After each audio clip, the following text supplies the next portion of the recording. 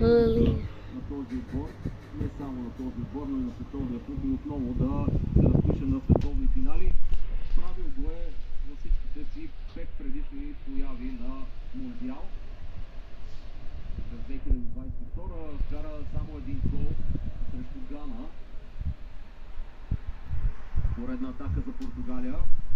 Отново Бруно Фернандеш. Центриране на Фернандеш. Там се справя с него Ашурмаков.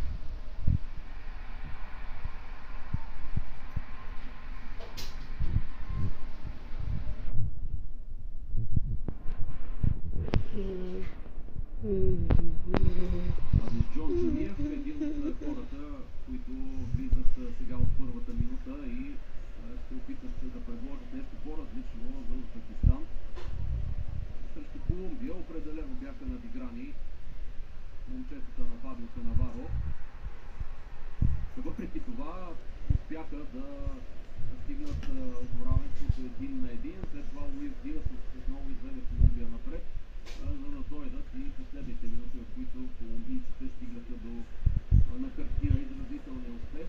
Да, още веднъж имаха преимущество южноамериканците, но Узбекистан показа, че с контрадействия в по-голямата част от ситуациите може определено да застрашава съперника. Педро Нето отясно за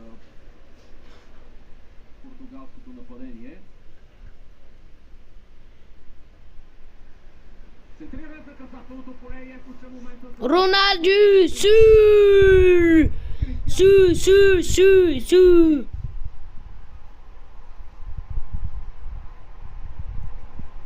Целият отбор на Португалия, всички фенове по трибуните изпитват радост, защото техният предводител Кристиано Роналдо влиза в своята роля, така както винаги го е правил.